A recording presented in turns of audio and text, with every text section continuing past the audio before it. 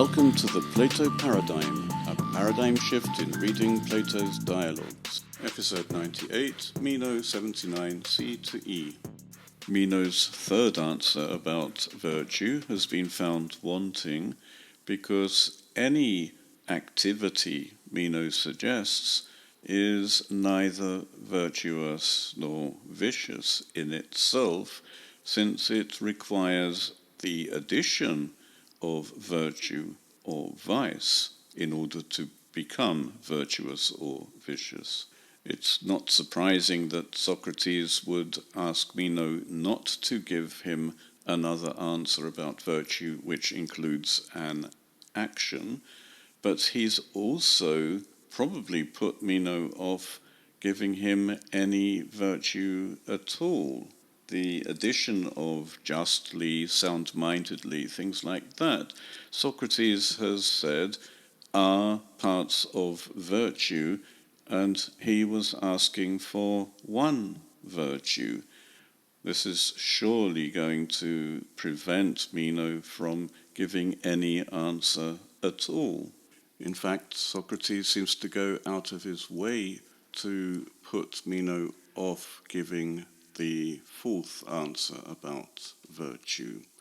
This is what he says. Detai unsoi palinex arches hos emoidoke tes autes erotesios o philemenon tiestin arete e metamoriu aretes passa praxis aretean ee. So you need the same questioning again from the beginning, so it seems to me, O friend Meno, or dear Meno, what is virtue? If every activity with a part of virtue would be virtue, in other words, the need for another answer to the question, what is virtue, arises because so far Meno has only given activities, and it has now been established that every activity with a part of virtue would be virtue. So we should abandon Meno's practice until now of giving a particular activity. That isn't where the virtue is. Virtue is added to this activity, and that makes the activity a virtue. This is what Socrates himself goes on to explain. Tuto gar est in legen, hotan legetis, hoti passa he meta dikaiosynes praxis arete estin. For this is what is meant whenever someone says that any activity with justice is virtue. Eu doke soi palin des thaites autes erotesios, al oie tinae denai morion aretes hotiestin, auten me edota. Uc emoi gedoke. Does it not seem to you again to require the same questioning? Or rather, do you think that someone knows a part of virtue while not knowing it, in other words, virtue? It doesn't seem so to me. If someone asks what virtue is, he is assumed not to know what virtue is, and there's no point telling him that virtue is any activity with a part of virtue. Meno agrees, but he doesn't make any move to give a fourth answer about virtue, so Socrates carries on pushing. Egar kai memnesai, hot egosoi arti apekrinamen peritu schematos, apeballomen pu ten toiauten apokrisin, ten diaton eti zetumenon kai mepo homologoimenon epicherusan apokrinestai. For if you also recall, when I answered you just now about shape, we were rejecting, I suppose, such an answer, trying to answer through or by means of things still being sought and not yet agreed upon. Kai orthoske apeballo Meno Socrates. And we were rejecting rightly Socrates. In fact, what they rejected, or in fact what Meno rejected, was Socrates' first answer about shape, that shape is that which always accompanies colour, by objecting that the person who wanted to know about shape didn't know what colour was either. They went on to agree that they should make sure that in the next answer about shape, they would ensure that all the elements which would be used in the answer are agreed upon first. Socrates made sure that Meno understood every element of the answer. In fact, he didn't make sure that he understood, he just asked Meno if he understood, and Meno said that he did. This is completely different from the present objection by Socrates that the thing to be defined itself should not be in the answer. You shouldn't say that virtue is any activity with a part of virtue, with a part of what is to be defined. The definiens shouldn't include the definiendum.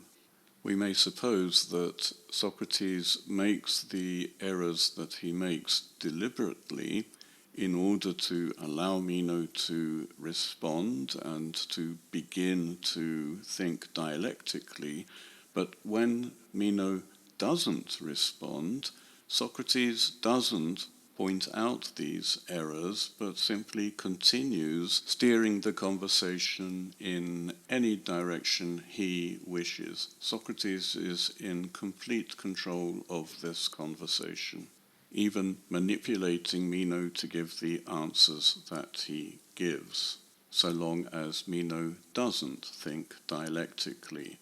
Meno is predictable. Socrates the dialectician would probably like Meno to be less predictable by beginning to think dialectically with critical reasoning. Now it's time for Socrates to wrap up this part of the conversation. He knows that Meno is not going to give a fourth answer about virtue, and he makes sure that he won't give a fourth answer. Me toinun, o Ariste, me des su etis etumenes aretes holes hoti estin, oiu diaton tautes morion apocrinomenos delosen auten hotoun, e allo hotiun tutoto autotropolegon.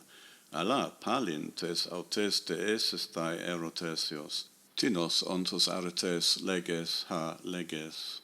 So, O best of men, don't think that while virtue as a whole is being looked for, that you, by answering through parts of this virtue, that you will explain it, virtue, in any way, or saying anything else in the same way.